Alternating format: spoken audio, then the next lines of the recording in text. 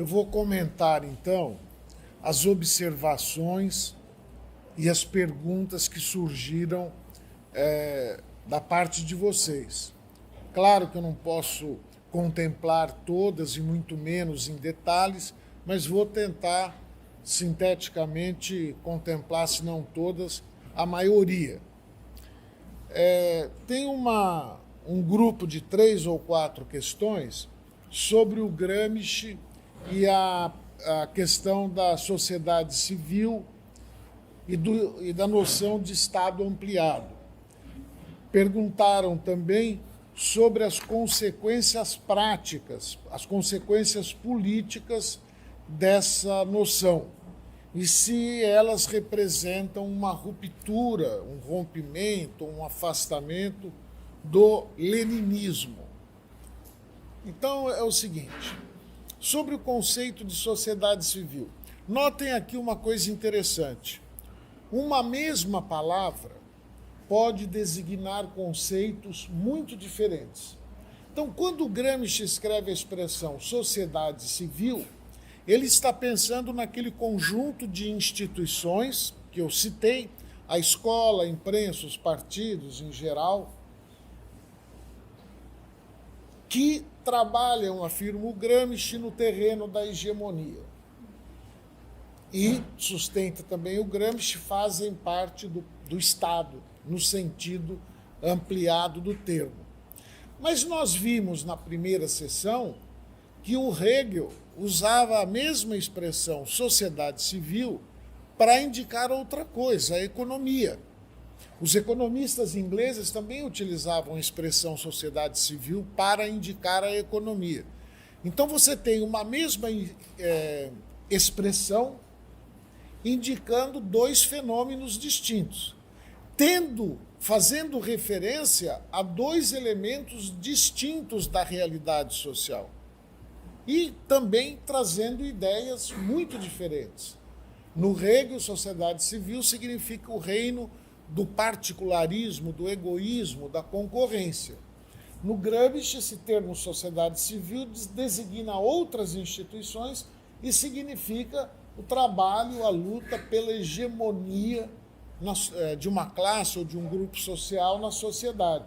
Então é importante chamar a atenção para isso, para o seguinte, quando lemos um texto qualquer, devemos ter cuidado para não nos confundir com as palavras e deixarmos nos desviar de um debate das ideias, no caso dos conceitos, para um debate terminológico. O debate terminológico pode ter importância, mas quando você o faz, é necessário saber que está fazendo um debate estritamente terminológico, não um debate teórico ou conceitual. Tá certo? Então, sociedade civil para o Gramsci refere-se a essas instituições e tem a função a qual já aludi.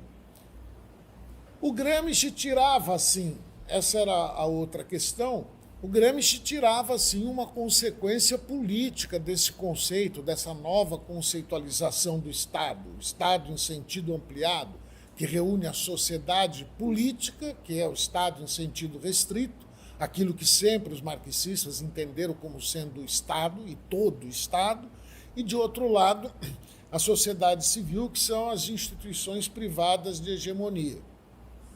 Ao aplicar, mobilizar esse conceito, o Gramsci tira dele uma consequência política muito importante.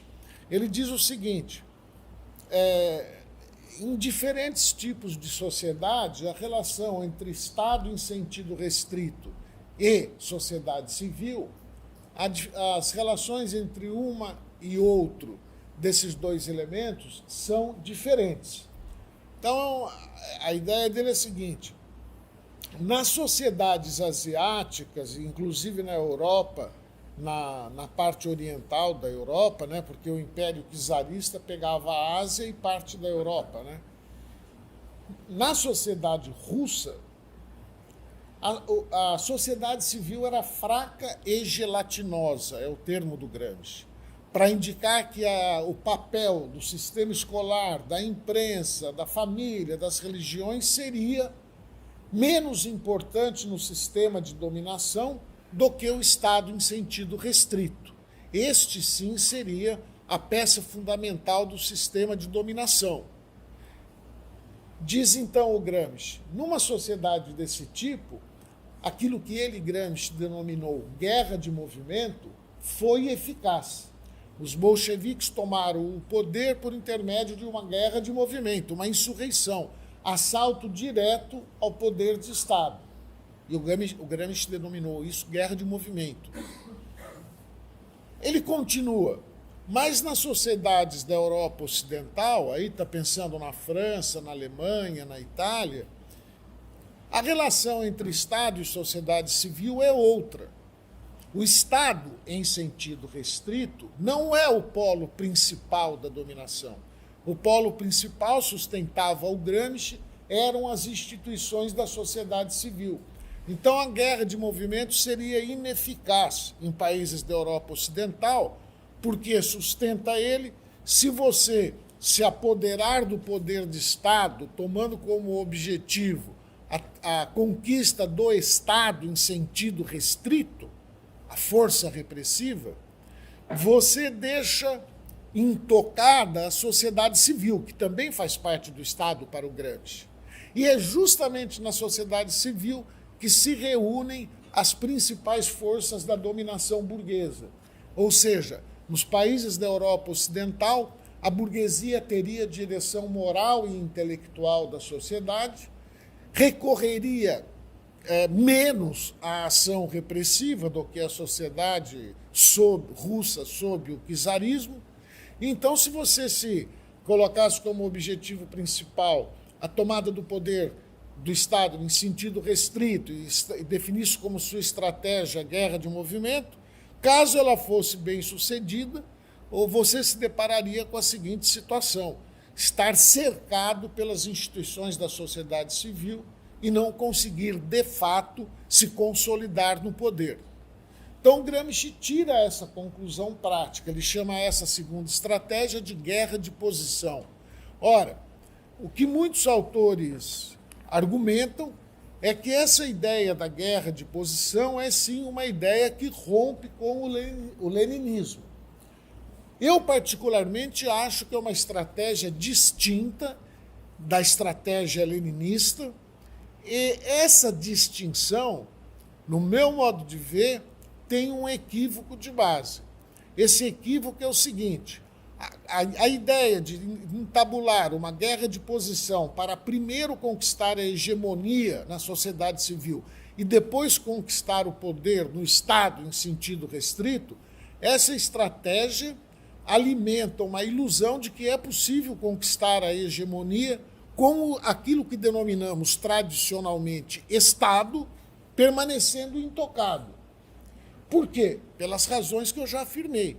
Porque as principais figuras ideológicas da ideologia política burguesa são produzidas pelo próprio Estado, em sentido restrito. Então, não dá para você, na minha análise, não é possível conquistar a hegemonia operária e socialista sob o domínio do Estado burguês, Estado em sentido restrito. É o que eu gostaria de dizer, de comentar sobre esse grupo de 2 ou 3 questões que apareceram sobre o Gramsci, né?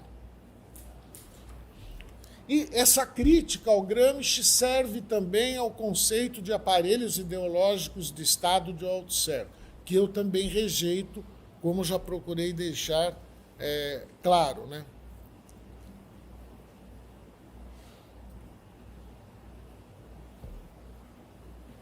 Aí surgiu uma outra pergunta sobre a consequência política, consequência prática do conceito de poder difuso. Ou seja, novamente a questão de saber, né, qual é a implicação política da análise ou da teoria que você assume.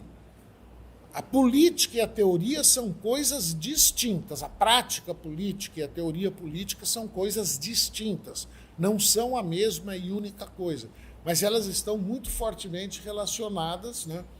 De uma determinada teoria política ou de uma determinada análise política não se deduz apenas e tão somente uma posição política, mas fecha-se o leque de posições políticas possíveis, digamos assim, né? A implicação não é mecânica, direta, mas existem sim implicações. Então, no caso do conceito de poder difuso, o primeiro resultado prático desse conceito é que ele impossibilita o raciocínio estratégico. O movimento operário internacional, por intermédio da experiência prática acumulada e por intermédio da produção teórica de seus dirigentes, de seus teóricos, esse movimento deixou estabelecido um pensamento estratégico para atuar na luta política. O pensamento estratégico significa o seguinte, que eu defino um objetivo central a ser buscado, objetivos secundários. Em função desses objetivos, eu defino quais são os meus inimigos, quais são os aliados. Em função disso, também posso definir se é um eventual sistema de alianças, não é? Isso tudo é um pensamento estratégico, onde você verifica como pode dispor as suas forças para atingir um objetivo determinado. No caso do conceito de poder difuso, na minha maneira de ver, ele impossibilita o exercício do pensamento estratégico, porque o poder está em todo lugar, ao mesmo tempo, ele é socialmente difuso, isso significa que para cada manifestação do poder serão uns agentes sociais e não outros que estarão resistindo ao poder, portanto a possibilidade da definição de aliados, de inimigos também fica inviabilizada. O objetivo estratégico de tomar o poder do Estado também, porque o poder está em todo lugar, você não tem como priorizar uma ilha deste arquipélago de poderes, como diz o Foucault, mesmo porque para ele não há nada principal e nada secundário, tudo se coloca no mesmo plano. Então, você também não tem um objetivo estratégico. Ou seja, esse conceito de poder difuso do Foucault torna a luta uma luta difusa, sem rumo, sem norte. Tá? Desarma o movimento operário, desarma o movimento popular, desarma o movimento socialista. Essa é a consequência prática que eu vejo.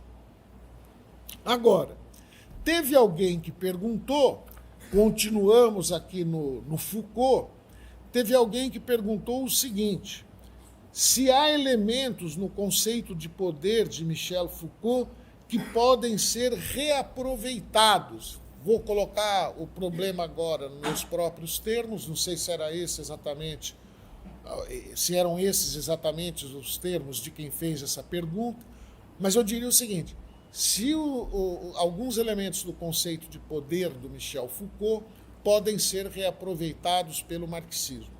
Eu diria o seguinte: eu tenho uma avaliação crítica do marxismo soviético das décadas de 30, 40, 50, não é?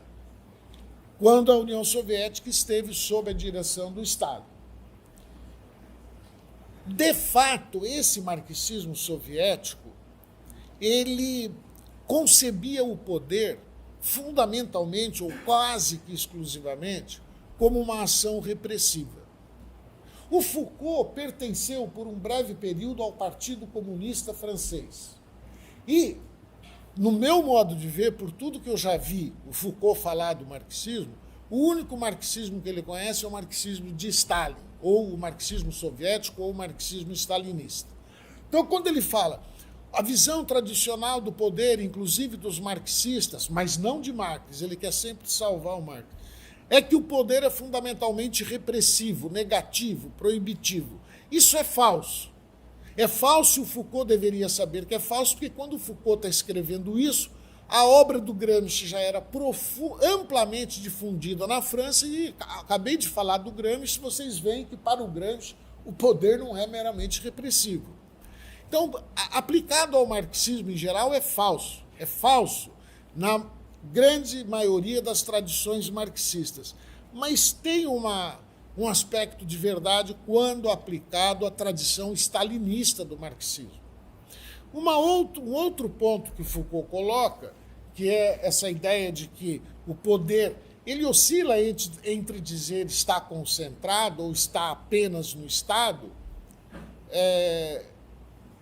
A crítica que ele faz à ideia de que o poder estaria apenas no Estado, mas ele está também, porque o poder se localiza também em outras instituições. Para o marxismo do Stalin, essa crítica, no meu modo de ver, procede também. Porque o modelo socialista implantado na União Soviética pouco revolucionou, ou melhor, não revolucionou as relações de produção nos locais de trabalho, as relações escolares dentro do sistema escolar. Não foram revolucionarizadas as relações econômicas e sociais nesses diferentes centros, digamos assim, instituições da vida social. E não foram, e por isso o marxismo soviético se silenciava sobre essa questão. Então, digamos que a crítica do Foucault ao que ele denomina marxismo se aplica parcialmente ao marxismo da tradição stalinista e pode servir para nós como um alerta. Um alerta, por exemplo, dizermos, o poder está concentrado no Estado, mas ele não existe apenas no Estado. Pode servir como um alerta para o marxismo corrigir, combater algumas de suas tradições. Mas a forma como Foucault coloca o problema, os conceitos no qual ele enquadra essa questão, aquilo que tem não de crítico, mas de positivo no pensamento dele, não serve para o pensamento marxista e para o pensamento socialista. Por quê?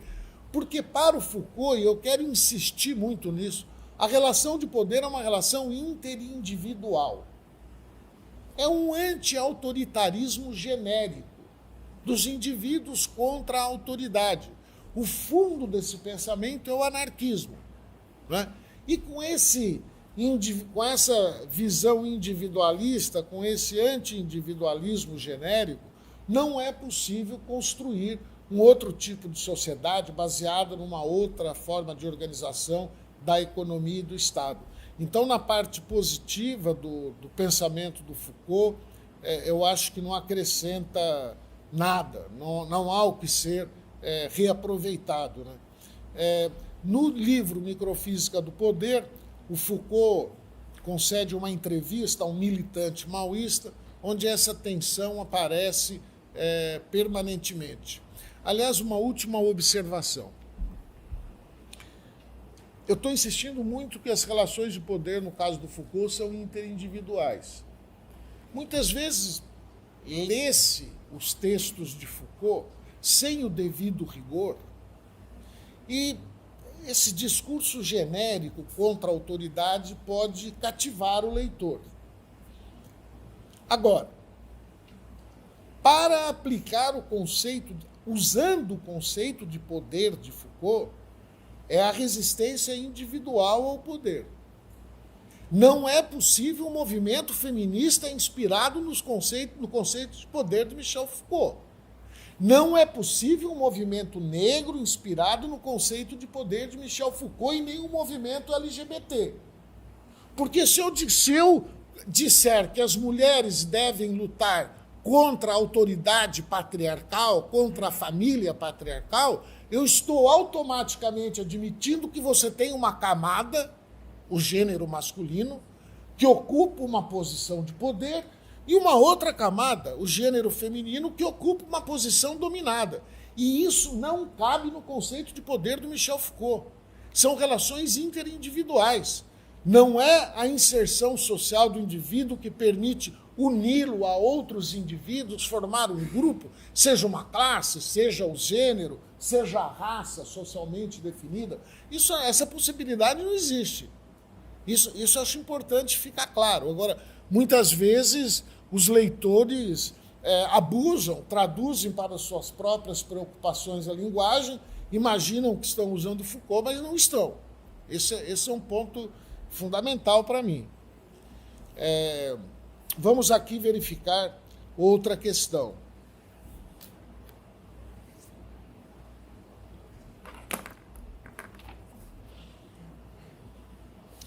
A questão da... Bom, agora quando está assim, depois pode cortar, né? Tempos mortos, né?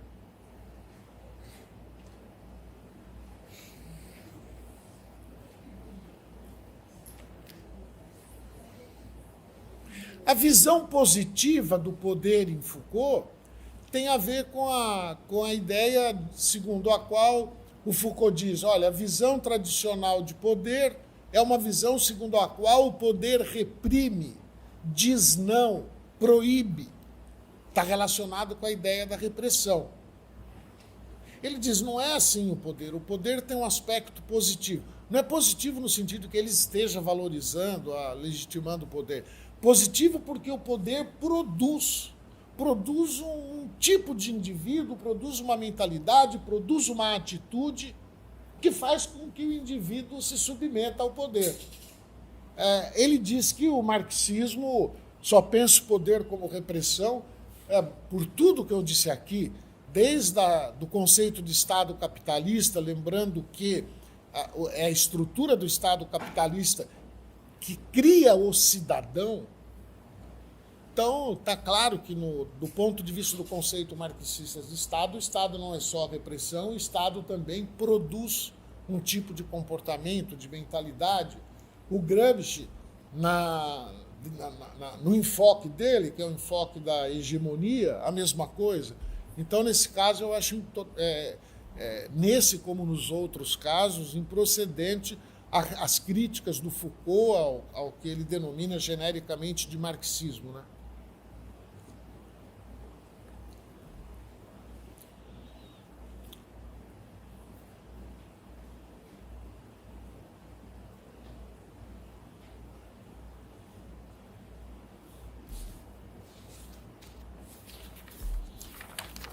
Duas questões distintas, né? A primeira questão é o seguinte.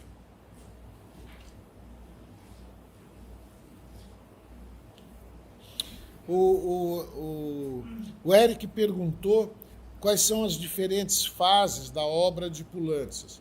O principal na obra do Poulantzas é a análise do Estado. Então, a gente pode periodizar a análise, a obra do Poulantzas, tendo em vista as modificações que ele fez no conceito de Estado. Você tem uma primeira caracterização que teve grande impacto. Não estou dizendo que foi a primeira que o Poulantzas fez, que é o livro de 1968, Poder Político e Classes Sociais, que eu disse, a editora da Unicamp está publicando agora uma nova tradução, publicado em 1968. Você tem na outra ponta o livro publicado em 1978, que se intitula Estado, Poder e Socialismo, onde tem uma outra concepção do Estado. Então, são duas fases distintas pelas razões que eu já disse. No meio disso, você tem obras como Fascismo e Ditadura, Classes Sociais no Capitalismo de Hoje, A Crise das Ditaduras, onde ele analisa a crise do franquismo, do salazarismo, da ditadura militar grega. Essas obras ocupam uma posição intermediária entre esses dois extremos, né? Quando ainda está em processo de transformação. O Foucault não rompe com a teoria, com o materialismo histórico, nem com a teoria marxista do Estado, porque ao longo de toda a sua obra ele vê no Estado uma instituição que organiza a dominação de classe, mas ele vai conceber essa instituição de maneiras distintas. No Poder Político e Classes Sociais, a concepção é aquela que eu expus aqui, né? O Estado como uma instituição que, pela sua própria estrutura, permite a reprodução das relações de produção de tipo capitalista. Ele não foi só isso, não é só isso que tem na obra, tem mais coisa, vou até fazer referência, mas esta é uma ideia daquela obra. Se você pegar o Estado, o Poder e o Socialismo, ele diz que o Estado é a condensação de uma relação de forças. Então desaparece a ideia de que o Estado tem uma estrutura, o Estado capitalista no caso, tem uma estrutura característica, uma estrutura típica que permite a reprodução do capitalismo, e é colocada no lugar o Estado como condensação de uma relação de forças, ou seja, alterando-se a correlação de forças entre as classes sociais, de maneira automática e espontânea, vão se altera-se a natureza das instituições do Estado, sem que o Poulantzas diga nada diga qualquer coisa sobre o que é necessário fazer para alterar a estrutura, as normas de funcionamento, os valores, etc., dessa instituição Estado. Então, é por isso que eu digo, é um resultado mecânico da mudança da correlação de forças. É outra teoria, é outra concepção. Aqui fica aberta a possibilidade de você transitar do capitalismo para o socialismo sem destruir o aparelho do Estado burguês. O termo leninista, para aquilo que eu estou usando, estrutura, o termo leninista é aparelho de Estado, né? E o Poulantzas abre essa possibilidade. Então ele rompe com o leninismo. No Estado, poder e socialismo, Poulantzas rompe com o leninismo. Eu estou usando esse primeiro Poulantzas. Na bibliografia que passei a vocês, tem um artigo publicado na Crítica Marxista que analisa essas diferentes fases da evolução do Poulantzas, da obra do Poulantzas. E uma outra pessoa, não sei se foi o próprio Eric, perguntou sobre o fascismo e ditadura, onde aparece o conceito de aparelhos ideológicos de Estado. Então, o Poulantzas, 2 anos depois de escrever O Poder Político e Classes Sociais, escreveu O Fascismo e Ditadura, que é um grande livro, cuja leitura eu recomendo e ajuda muito a refletir sobre o Brasil atual. Ele escreveu esse outro livro e lá ele enxertou o conceito de aparelhos ideológicos do Estado. E como disse a pessoa que levantou essa questão, ele afirma que uma das características do fascismo é que os aparelhos ideológicos de Estado perdem a autonomia que normalmente possuem numa democracia burguesa, né? Aqui ele já está, por tudo que eu disse, acho que fica claro, não preciso retomar, ele já está se afastando daquilo que ele disse no Poder Político e Classes Sociais, porque o conceito de aparelhos ideológicos de Estado, cunhado pelo Althusser e assumido neste livro pelo Poulantzas, é inconsistente com o conceito de Estado que ele apresentou em Poder Político e Classes Sociais. Aí, a mesma pessoa que perguntou sobre esse ponto levantou a questão da luta ideológica no fascismo, porque lembrou que o Olavo de Carvalho, num dos muitos vídeos que ele tem no YouTube, na internet, teria reprovado a crítica que ele fez à ditadura militar, foi o fato de que a ditadura militar não fez a luta ideológica. E que agora o que se trata é de fazer a luta ideológica para derrotar o marxismo cultural, fazer a guerra contra o marxismo cultural, porque, diz o Olavo de Carvalho, a ditadura, por não fazer isso, deixou o caminho aberto para a esquerda crescer, e não foi por acaso que, na própria crise da ditadura, já nasceu o PT, a CUT, o MST, etc. E esse é um ponto muito interessante pelo seguinte, porque indica a diferença entre o fascista, que é a posição do Olavo de Carvalho, e a ditadura militar. Porque a ditadura militar é uma ditadura burocrática. Ela é exercida pela burocracia militar e ela não tem um partido político de massa, nem mobiliza a massa de apoiadores. Enquanto o regime fascista é muito diferente. O Palmiro Togliatti, que era dirigente comunista italiano na época do fascismo na Itália, ele assume a Secretaria-Geral do Partido Comunista depois do Gramsci, não é? O Palmiro Togliatti, ele define o fascismo como um regime reacionário de massa. regime reacionário de massa. Então, é um regime reacionário, porém com mobilização e apoio popular.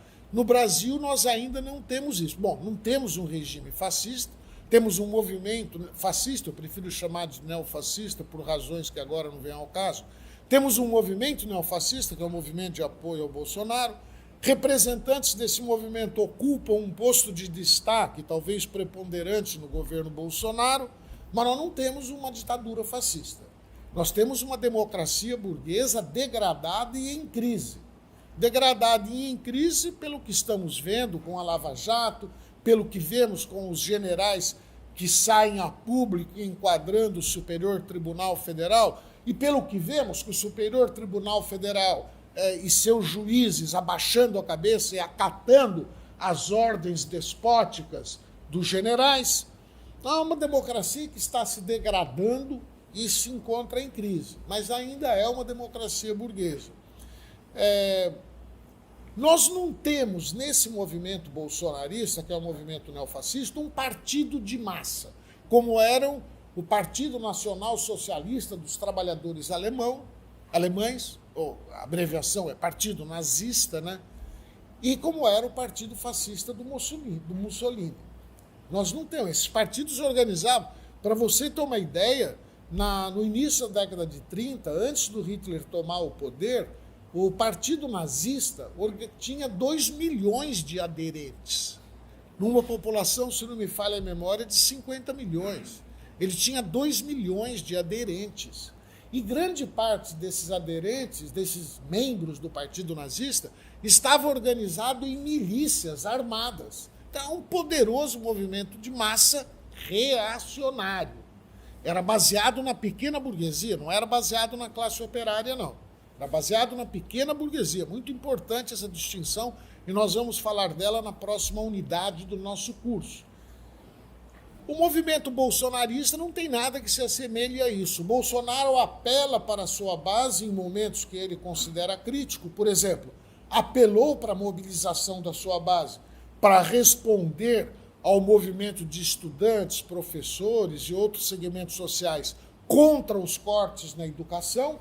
Resultou na manifestação de 26 de maio, né, de 26 de maio passado. Mas ele hesita, ele vacila, ele disse que iria à manifestação, depois recuou, não foi, orientou o seu ministério para não comparecer, pelo que eu consigo perceber, porque os militares são contra isso.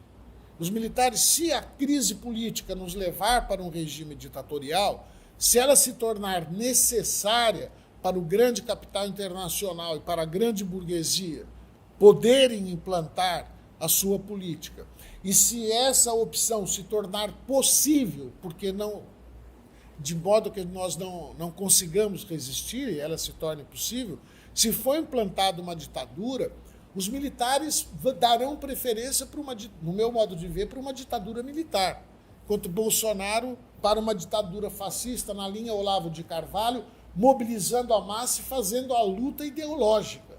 É isso que é a tendência deles. Nós podemos chegar a um regime híbrido, né, entre ditadura militar e fascismo. Não estou dizendo que isso seja o mais provável, estou apenas fazendo um comentário que considero pertinente sobre a questão levantada. Crise econômica, crise política, crise do Estado. Olha, de fato, a crise econômica geralmente faz parte da crise política, nem sempre. Deixa eu me explicar melhor. A primeira coisa é a seguinte: existem vários tipos de crise. Você pode ter a crise de um governo, que foi o caso da crise do governo Dilma, que depois se desdobrou numa crise do regime político, que é o que a gente está vivendo hoje. Não é uma simples crise de governo, é uma crise do regime democrático no Brasil. Ou é mais profundo que a crise de governo. Agora, outra coisa mais profunda ainda é a crise do Estado. crise do Estado é uma expressão que foi banalizada pelo próprio neoliberalismo. O Estado está falido, o Estado está em crise, não tem receita para dar conta de todos os seus gastos. Aliás, só de passagem, a ideia de Estado falido, quem estudou direito deve achar bem estranho, né? Porque quem determina o que é falência é o Estado, né? Como é que o Estado pode falir? Se o Estado faliu, não existe mais falência. Esse que é o problema. Porque só pode existir falência se existir um Estado que legisle sobre o que é a falência. Mas, enfim. Abusaram da expressão crise do Estado. Crise do Estado é algo muito mais profundo do que uma crise do governo ou crise do regime político. A crise do Estado capitalista ocorre quando se forma uma situação de dualidade de poder. Não existe outra possibilidade. Essa dualidade de poder pode se expressar no fato do poder soberano sobre um determinado território ser disputado entre o Estado e um exército popular de camponeses, como foi na Revolução Chinesa, uma disputa pela soberania naquele território entre o Estado e conselhos de operários e camponeses, como foi na Revolução Russa, ou então uma crise do Estado em Cuba, quando houve a polarização entre o Estado cubano, nas mãos da equipe governamental do Batista, de um lado, e, de outro lado, um exército guerrilheiro. Por quê? Porque nesses três casos, eram dois polos de poder disputando a soberania sobre aquele território. O contrapoder era um poder alternativo, que queria ocupar o lugar do poder até então existente. Essa é uma situação crítica que não perdura por muito tempo. Um dos polos vai acabar levando a melhor e vai acabar eliminando o outro polo, porque se não eliminar, não se consolida e não se afirma. Não é? A gente poderia dizer assim, que para quem já estudou a história da Revolução Russa,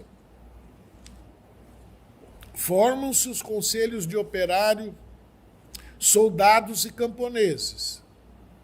Eles vão se fortalecendo até o momento em que o comandante das tropas czaristas determina uma companhia que marche para a fronteira e o capitão, comandante da companhia, geralmente é capitão que comanda a companhia, né? Comandante da companhia fala assim, ouve a ordem, mas resolve dar uma passadinha lá no Conselho de Operários, Camponeses e Soldados para saber se é aquilo mesmo. Pronto, aí o Estado está em crise. Aí está em crise. Porque a questão é saber quem governa aquele território. Isso é dualidade de poder. Isso é crise do Estado. A crise política, ela advém da acumulação, do agravamento de contradições já muito presentes no processo político e de contradições novas que surjam devido ao desenvolvimento do processo histórico ou até às circunstâncias históricas. É o acúmulo dessas contradições que gera crise de governo, crise de um regime e crise do Estado. A crise econômica, eu vou dizer assim, eu não concordo como você formulou. Por quê? Porque, por exemplo, na origem da Revolução, em 1789, você tem uma crise revolucionária na França. Uma crise revolucionária que originou a Revolução Burguesa. A crise, para ocorrer Revolução Burguesa, também é necessário uma crise revolucionária. E teve uma crise revolucionária na França em 1789, não dá para nos alongarmos sobre isso. Teve uma penúria, teve uma degradação abrupta das condições de vida das massas, mas estávamos numa economia feudal. Não era a mesma coisa que crise econômica no capitalismo. Na verdade, a crise foi provocada por condições climáticas e essa mesma crise era, na verdade, uma crise de escassez. Quando muitas crises do capitalismo são, digamos assim, entre aspas, crise de abundância, né? Tem muito capital acumulado com pouca possibilidade de aplicação. Então você tem ali, você tem o elemento degradação das condições de vida das massas, sem ter aquilo que a gente entende hoje por crise econômica. Agora, de fato, no capitalismo, você resumiu muito bem o conceito leninista de crise revolucionária. Os de cima não podem mais governar como antes, os de baixo não aceitam mais serem governados como antes, e há uma degradação abrupta das condições de vida das massas. Geralmente, essa degradação abrupta é provocada por uma crise econômica capitalista, mas não necessariamente. Ela pode ser fruto, por exemplo, de uma guerra. Né? A Primeira Guerra Mundial, degradou as condições de vida das massas populares, né? E isso contribuiu enormemente para a crise revolucionária em vários países da Europa, e um deles na antiga Rússia czarista, né? Então, é necessário distinguir a crise econômica no capitalismo, estou falando agora, é uma crise no processo de acumulação de capital. A crise política é outra coisa, para a qual, aí voltamos àquela questão, existe e deve existir uma teoria especificamente política no marxismo? E nós estamos tentando responder sim para essa pergunta. Os conceitos com os quais você analisa a crise econômica, conceito de superprodução, acumulação de capital, mercado, crise financeira, não são estes conceitos que vão te explicar a crise política. A crise política requer outros conceitos próprios da teoria política marxista. E aí são o quê? Nós podemos recorrer àqueles textos do Mao sobre a contradição, pensarmos o processo político como um conjunto articulado de contradições entre classes, frações de classe, a acumulação e agravamento dessas contradições, que eclode numa unidade de ruptura que é a crise, né? Então, a ideia de crise política é diferente da ideia de crise econômica, embora, aí eu concordo com você, né? No capitalismo, as duas estejam muitas vezes articuladas, mas nem sempre. Você pode ter crise política sem crise econômica. A crise de 68 nos principais países da Europa, a crise de 1968, que começou com uma movimentação estudantil e acabou arrastando a classe operária para a luta, a maior greve geral da França foi em maio de 68, né, junho de 68, não havia crise econômica na França, a economia não se encontrava em crise, né? Então, é um pouco mais complicado. Agora, e veja bem, o que o Lenin diz é que a degradação das condições de vida das massas é necessário para uma crise revolucionária, que envolve, inclusive, uma crise do Estado. Mas a crise de um governo, a crise de um regime político, não é uma crise revolucionária.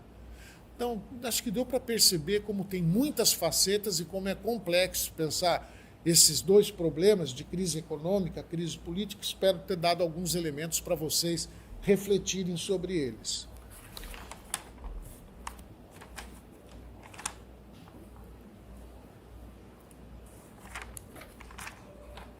A questão do Durval, do prefácio de 1859 e a determinação da economia, Durval, existem autores integrados à tradição da escola althusserana que estabelecem uma distinção, refletem da seguinte maneira: na reprodução da sociedade capitalista, tanto a economia quanto a política são importantes. Há uma correspondência entre essas estruturas, a estrutura econômica e a estrutura política, há uma correspondência entre elas, uma não existe sem a outra, há uma relação de reciprocidade entre uma e outra, e não há determinação da economia. Usando, inclusive, cartas do Engels, o que se argumenta é o seguinte: que a economia se impõe no período de transição histórica, que é a ideia que está presente no prefácio de 1859. as forças produtivas se desenvolvem dentro de relações de produção que as estimulam, mas numa determinada etapa do desenvolvimento, essas relações de produção passam a bloquear o desenvolvimento das forças produtivas e aí, então, abre-se uma era de revolução social e muda-se a superestrutura jurídico-política. É na mudança que está sendo afirmada a determinação da economia sobre a política e a ideologia, porque o Marx cita nesse prefácio também a ideologia, né? A forma como os homens vivenciam esse conflito, ele diz no prefácio de 59. Então, eu queria te dizer isso, né? te dar essa ideia, que é uma das formas de resolver essa questão complexa da determinação pela economia. O Althusser cunhou a expressão tomada do Engels, se não me falha a memória, de determinação em última instância, para dizer que as outras esferas da vida social ou instâncias também interferem na determinação, né? São dois tipos de solução. Pensar a determinação em última instância ou então pensar a determinação como um elemento restrito ao processo de transição histórica. Eu tendo para esta segunda posição, né?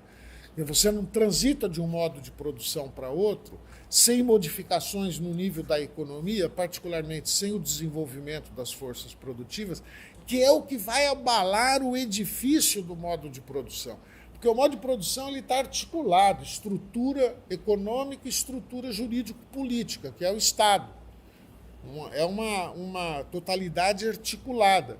O que desequilibra, o que introduz a contradição é que dentro desse modo de produção as forças produtivas se desenvolvem e acabam criando grupos sociais, interesses e valores que não cabem mais dentro daquele modo de produção.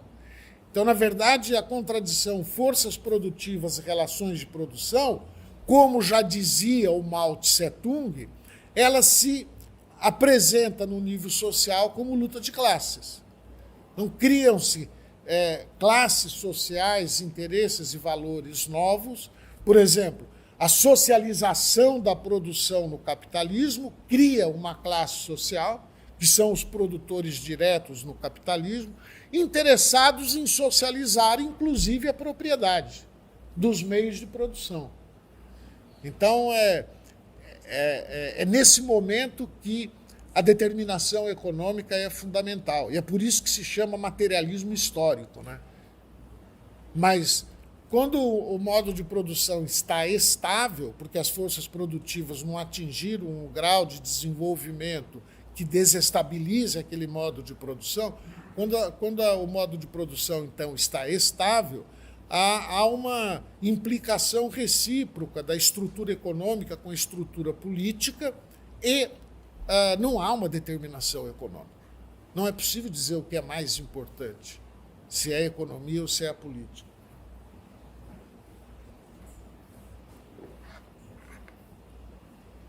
As opressões de diferentes tipos, né? Então, o modo de produção capitalista é um tipo de organização da vida econômica, política e social na qual a desigualdade é uma característica fundamental.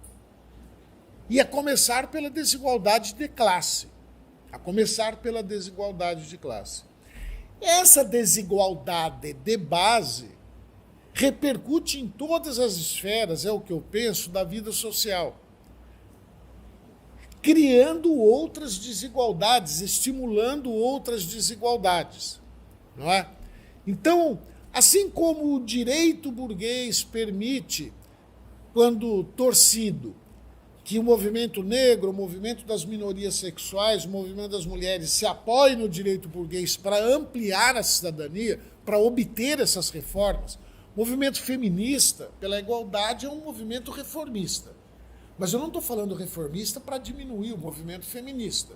O movimento camponês por terra também é um movimento reformista, o movimento operário por salário também é um movimento reformista.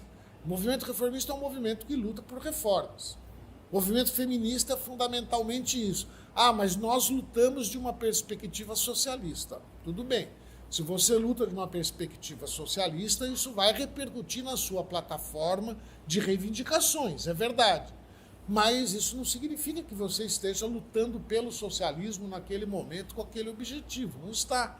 Está lutando por reformas muito progressistas, muito justas. O operário, o camponês, a mulher, o negro, etc. Não estou estabelecendo diferença aqui.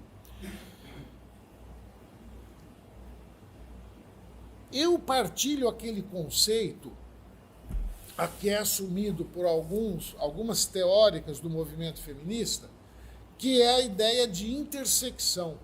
Você tem uma intersecção nas relações de classe, relações de gênero, relações raciais. Tá? Então, o que significa a intersecção?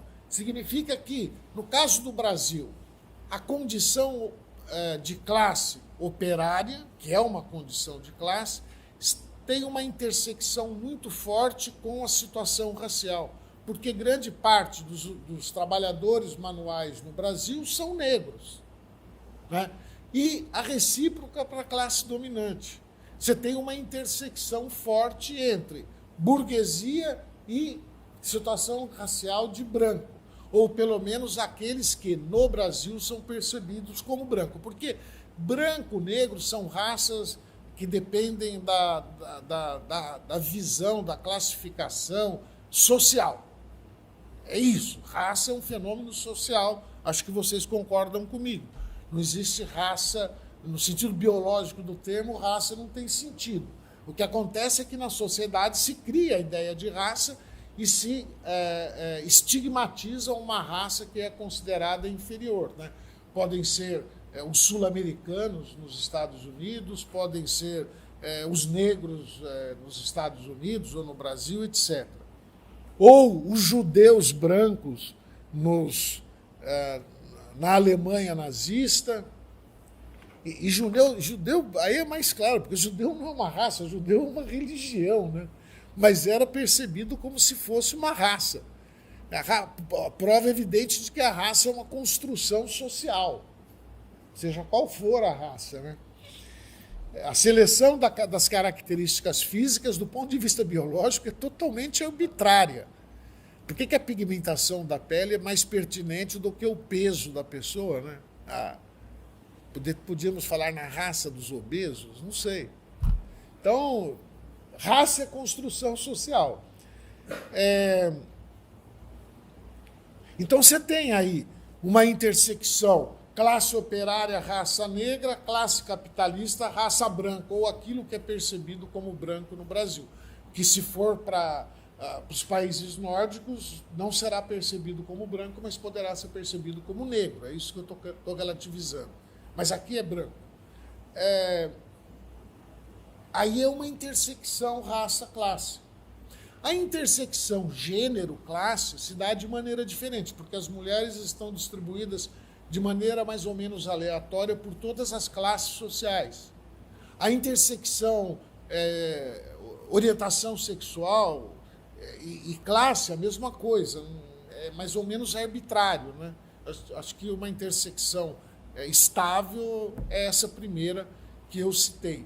Então, na luta de classes, os trabalhadores têm que considerar essas outras marcas sociais que estão presentes na classe que eles defendem. O gênero, a cor, a minoria sexual, etc., né? Significa isso. Falar que há uma intersecção é que o conflito de classes deve considerar esses outros tipos de opressões, como disseram, e a luta desses segmentos sociais. Uma questão que é muito debatida na esquerda é saber qual é o conflito dominante. Qual é o conflito dominante?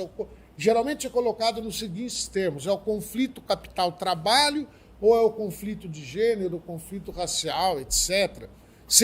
Eu sobre isso tenho uma posição muito clara. Eu penso que nos momentos de estabilidade da sociedade, da economia e do Estado capitalista, pode variar de uma sociedade para outra qual é o conflito principal. Eu acho que nos Estados Unidos, da década de 1950 e 1960, o conflito principal era o conflito racial, não era o conflito capital-trabalho. Eu penso isso.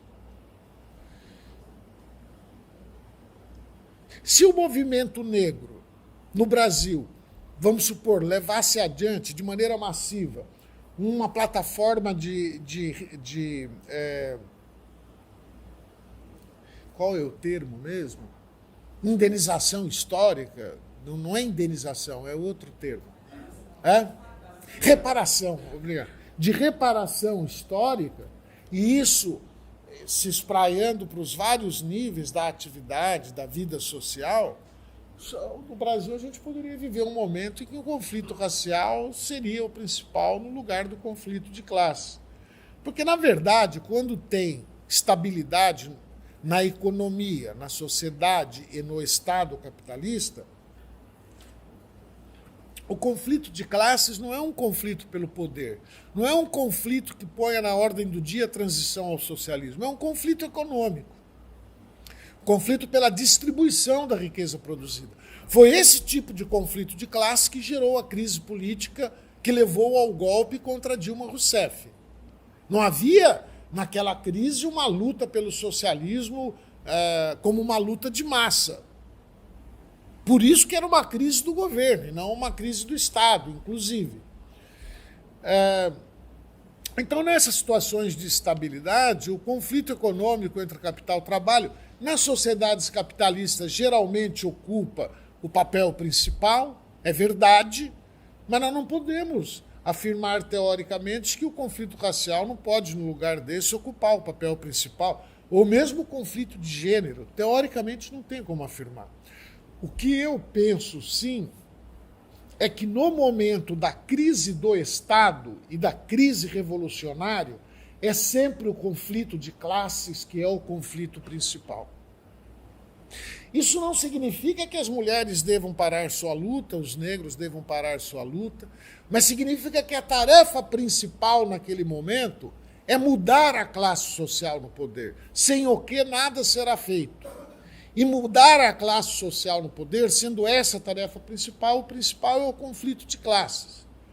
Até porque, não porque a mudança da classe no poder levará automaticamente à igualdade de gênero, à igualdade racial, não é por isso. Mas a mudança da classe social no poder, socializando os meios de produção, socializando o exercício do poder político e tornando a igualdade um valor central na sociedade, feita essa mudança, todas as demais, relativas a gênero, raça e as reivindicações das minorias sexuais, todas as demais terão um terreno muito mais propício para se estabelecerem, para se tornarem realidade. Então, rapidamente, é o que eu penso sobre as relações entre conflitos de classes e outros tipos de conflitos que são muito importantes na sociedade capitalista contemporânea.